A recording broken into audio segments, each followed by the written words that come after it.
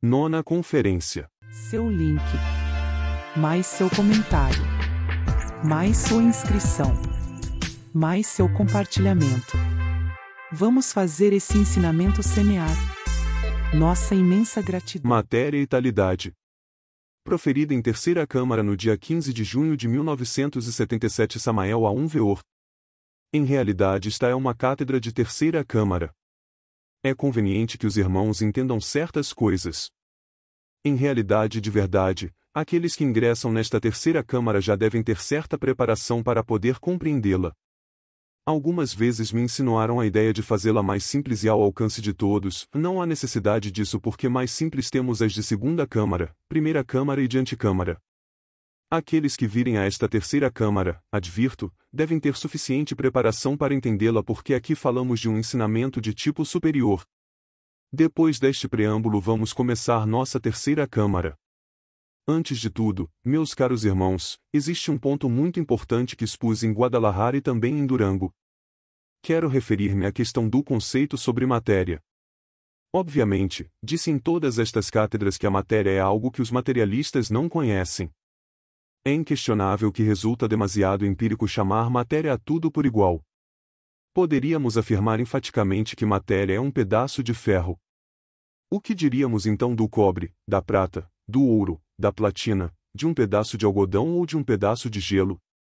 Seriam todos eles matéria também? Se um químico em um laboratório chamasse de fósforo a todos os elementos químicos que existem no laboratório, não seria por acaso uma afirmação absurda? Não menos absurdo resulta denominar matéria a qualquer elemento, a qualquer substância de per si, quer dizer, por si. Aqueles que procedem assim são empíricos, porém não cientistas no sentido mais transcendental da palavra. Indubitavelmente, a tal matéria pela qual se apaixonaram tantos e tantos indivíduos, polarizados negativamente, é terra incógnita para a ciência oficial que tem seus pontífices e seus dogmas inquebrantáveis, suas bíblias como por exemplo, a Dialética de Karl Marx. Refiro-me de forma enfática à dialética materialista como a Bíblia dos sequazes do Deus, matéria. Isto é indubitável. Com tudo isto o que estamos afirmando é que o que se chama matéria, ou isso que denominam de matéria, como substância é incognoscível per si, em latim quero dizer por si. Claro que os fanáticos da dialética materialista, irados, tratariam de refutar-me baseados nesse dogma inquebrantável do marxismo que rechaça as afirmações categóricas de Dom Emmanuel Kant e aquilo que se diz por si ou em si mesmo. Marx quis engarrafar a mente dentro do dogma inquebrantável e fechar o passo à dialética. Nós, indubitavelmente, somos dialéticos e portanto não admitimos dogmas, sejam eles de tipo materialista ou de tipo espiritualista. Não estamos contra a dialética porquanto somos dialéticos, usamos a dialética na análise, na exposição doutrinária. Quando dizemos que Dom Emmanuel Kant costumava falar sobre as coisas em si, procederia em forma dogmática. Tenha-se em conta que a coisa em si é algo que os pontífices da dialética materialista não conhecem. Seguindo por este caminho das investigações filosóficas entramos em terrenos verdadeiramente surpreendentes. Os sequazes materialistas, dialéticos por certo, não possuem senão uma chave para interpretar a natureza. Os gnósticos somos diferentes, temos 7 chaves e por isso levamos uma vantagem surpreendente sobre o dogmatismo materialista, tanto no terreno dedutivo como indutivo. No entanto, existem reacionários por aí que pensam que mais além da velocidade da luz não é possível a existência de nenhum átomo. Isto o L marca os clérigos do materialismo. Na verdade temos velocidades tão surpreendentes como a força da gravidade. Bem sabemos que as ondas gravitacionais são muito mais velozes que as ondas da luz. Assim que aqueles que se baseiam nas cátedras dogmáticas sobre a substância em si ou sobre a chamada matéria, fecham o caminho da dialética e somos dialéticos revolucionários, não podemos aceitar dogmas. No que diz respeito à substância em si, inquestionavelmente, tem que processar-se em forma multidimensional. Rechaçar a multidimensionalidade é rechaçar a teoria da relatividade e esta teoria de Einstein está demonstrada matematicamente. Não devemos pensar unicamente no espaço exterior ou no espaço superior, convém que pensemos no espaço interior ou melhor diríamos, nos distintos aspectos interiores. Sempre se afirma categoricamente que a natureza tende a esgotar-se. Aparentemente isto resultaria axiomático quando contemplamos os seus processos evolutivos, mas devemos ter em conta que evolução e involução se irmanam e se constituem no eixo mecânico de toda a existência universal. O que na verdade ocorre é que além da evolução e da involução existe outra lei completamente diferente. Quero referir-me à lei do espaço interior, lei esta que escapa dos processos da evolução e da involução, aquela que passa por uma transformação revolucionária radical, aquela que se introduz nas dimensões superiores por revolução. Consideradas as coisas desde este ponto de vista, um dia a natureza se esgotará, isso é óbvio, se esgotará aparentemente, isso é inquestionável. Ocorrerá que em vez de prosseguir nos processos evolutivos e involutivos, a própria natureza retornará para uma dimensão de tipo superior. A matéria física poderá desintegrar-se, porém como uma substância em si ou por si à luz dos postulados de Kant em sua crítica da razão pura, obviamente, terá que passar de dimensão em dimensão, em forma de escala multidimensional até chegar ao estado que poderíamos chamar de homogêneo, divinal. Este termo cabe aqui mais além das simples concepções caóticas de qualquer gênese. Por fim, esta terra ficará depositada como se fosse uma semente em substância no espaço profundo, aguardando como uma semente o momento em que haverá de ser despertada para uma nova atividade. Pensemos em uma árvore, morre depois de haver dado os seus frutos, converte-se num montão de madeira, porém finalmente deixa seus germens e neles continua a possibilidade dessa árvore, a possibilidade de repetir sua existência. O mesmo ocorre com o mundo Terra ou com qualquer outro do espaço, com qualquer sol do infinito, um dia deixará de existir, mas continuará como um simples germe no espaço profundo, inconfundível com o espírito universal de vida, com o grande Alaya do universo. Então, ali, aguardará o momento de uma nova manifestação. Obviamente, quando chegar esse instante, a força elétrica, o furacão ou torvelinho elétrico polarizará novamente essa substância e por conseguinte nascerá um novo caos, o fogo ou logoi é quem fecundará esse caos. Esse caos poderíamos chamá-lo e o temos chamado outras vezes de limbus ou mysterium magnum. Esse caos, em si mesmo, pertence a essa matéria que mencionei chamada de Iliaster, os orientais a denominavam Savavar. Indubitavelmente, esse germen pode ter se diferenciado por impulso elétrico, polarizado ou bipolarizado, e então desse caos nascerá uma nova vida, surgirá a anima mundir numa nova forma, descerá de dimensão em dimensão através de sucessivas cristalizações até aparecer como um novo mundo. Quando isso ocorra, esta nossa Terra atual não será mais que uma cortiça geológica, um cadáver, uma nova lua que girará ao redor desse mundo novo do futuro. Faço esta exposição para dizer-lhes o seguinte: não há dúvida de que esse mundo substancial, homogêneo, puro, se vai polarizando conforme for cristalizando e por fim, definitivamente, aparece fisicamente bipolarizado.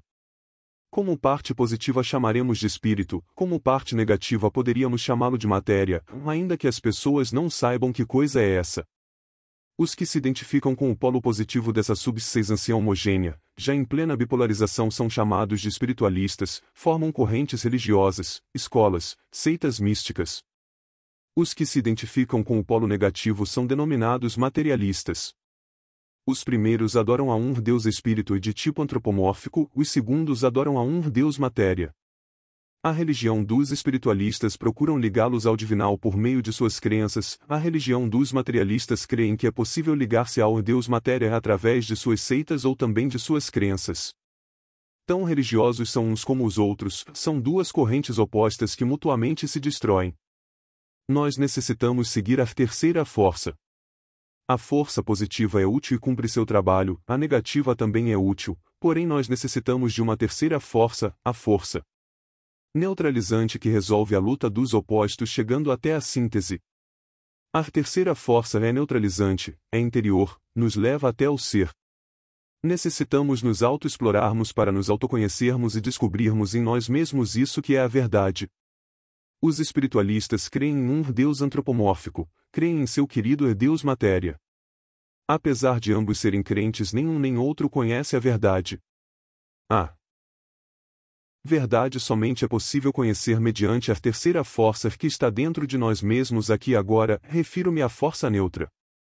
Esta força nos levará mediante a exploração íntima psicológica até a experiência vívida disso que está mais além do corpo, dos afetos e da mente, disso que é a verdade. Nem os espiritualistas nem os materialistas conhecem a verdade. Gnosis é uma palavra que significa conhecimento, sabedoria. É a sabedoria, a Sofia que necessitamos e não a encontraremos fora de nós, mas dentro de nós mesmos. Necessitamos nos separar das correntes de extrema-direita e de extrema-esquerda e marcharmos pela revolução do centro, profundamente para dentro, para experimentar o real. Necessitamos autoconhecer-nos porque só assim é possível chegarmos à experiência verdadeira disso que está mais além do tempo. Portanto, olvidando as lutas e conflitos que existem entre a extrema-direita e a extrema-esquerda, nos autoexploraremos diretamente para nos conhecermos e descobrirmos, através da experiência real, isso que não conhecem os sequazes das diversas escolas de direita e esquerda, a verdade. O grande Kabir, Yeshua Ben Pandirá disse: conhecereis a verdade que ela vos libertará. Somente a experiência mística da verdade pode dar-nos realmente a autêntica liberdade. Por esta razão urge que nos autoexploremos. Antes de tudo, como poderíamos chegar à experiência do real se não nos conhecemos a nós mesmos? Tales de Mileto escreveu a seguinte frase no frontispício do templo: Nocite ipsum. Necessitamos conhecer-nos profundamente a nós mesmos e em todos os níveis da mente. Em certa ocasião conversava com um senhor de bigode retorcido que me dizia que se conhecia a si mesmo. Então perguntei-lhe: Senhor, se você se conhece a si mesmo, diga-me, quantos átomos tem um pelo de seu bigode? O homem ficou estupefato, suou frio. Não sei. Falei então: se o senhor não conhece um simples pelo de seu bigode, como é que vai conhecer-se a si mesmo? Realmente ele não pode rechaçar, de forma alguma, o que eu havia dito. Ele houvera naturalmente tentado refutar-me ante o veredicto solene da consciência pública, porém certamente o meu argumento era tão convincente que de modo algum ele poderia rechaçá-lo. Tales de Mileto foi, antes de tudo, um grande iniciado na Grécia antiga que sobressaiu-se por sua sapiência. Foi cognominado de filósofo do fogo, porque realmente aprofundou-se muitíssimo na sabedoria do fogo, chegando onde muitos não puderam chegar. O fogo é algo que mesmo hoje em dia é desconhecido para a humanidade. O fogo é utilizado assim como a eletricidade, no entanto, ninguém pode dizer que coisa é essa chamada fogo, permanecendo ainda ignorado completamente. Continuando com esta questão, com esta disquisição, investigação, direi o seguinte: antes de tudo é urgente, inadiável, impostergável, como já havia dito em outra reunião, mudarmos a nossa maneira de pensar, aprendermos a pensar de uma forma nova, distinta. Porque a gnosis é um conhecimento que, apesar de ser tão antigo, é novo. Está escrito no Evangelho Crístico: ninguém coloca vinho novo em odre velho porque o vinho novo destruiria o odre velho. O Evangelho também diz que ninguém colocaria ou cortaria um pedaço de pano de uma roupa nova para remendar uma roupa velha. Uma roupa que não serve, inaproveitável. Seria absurdo em todos os sentidos que ocorresse algo assim. Pensem o que significaria, por exemplo, cortar um pedaço de uma roupa nova para remendar uma roupa velha. 100% absurdo. Assim, meus queridos irmãos, necessitamos aprender a pensar em forma completamente nova, necessitamos passar por uma transformação mental. Neste caso, aprofundemos um pouco mais. Existem 4 tipos de consciências, ou seja, 4 estados de consciência que é conveniente que vocês os entendam profundamente. O primeiro é o estado de uma pessoa que está profundamente adormecida em sua cama. Nestas circunstâncias o ego anda e perambula fora do corpo físico, porém completamente inconsciente, em estado de coma. É necessário entender que os defuntos, depois que abandonam o corpo físico, vivem nos mundos internos com a consciência completamente adormecida, comumente, andam sonhando, inconscientes em forma completa, íntegra, unitotal.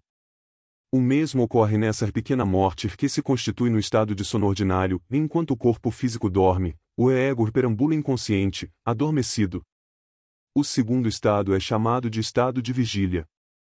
Sucede que quando uma pessoa retorna ao estado de vigília continua sonhando, tão adormecido quanto estava, só que agora, seu corpo físico é ativo para os sonhos e, portanto, mais perigoso.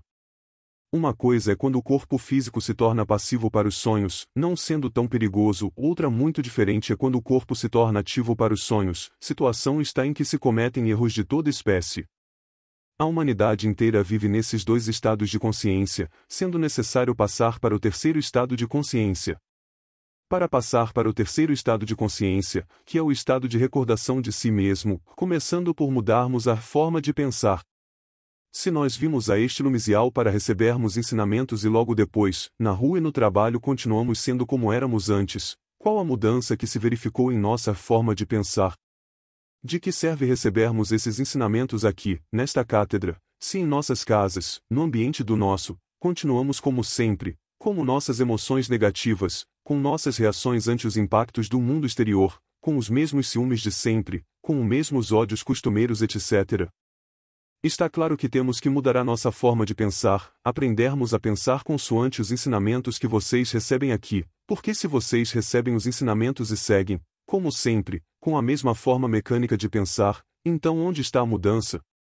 Não seria possível passarmos para o terceiro nível ou terceiro estado de consciência, que é o da recordação de si mesmo, se nós não mudamos previamente nossa forma de pensar. Inquestionavelmente, se desejamos uma mudança teremos que começar por mudarmos o nosso aspecto intelectual e emocional. Isto significa que devemos eliminar de nós mesmos todo esse automatismo inconsciente intelectual que temos, todos esses processos da mente racionalista, todos esses ciúmes, todos esses hábitos antigos, toda essa ira, todo esse ódio. Urge uma mudança radical no intelecto se é que queremos passar para um nível superior de ser, quer dizer, se é que queremos passar para o terceiro estado de consciência que é o da recordação de si mesmo. Verifique alguns itens grifado, observe a expressão desatenção ou inatenção, escolha. Volta às aulas esta semana, torna a tradução mais lenta, mas evidenciarei esforços no sentido de concluir o mais breve.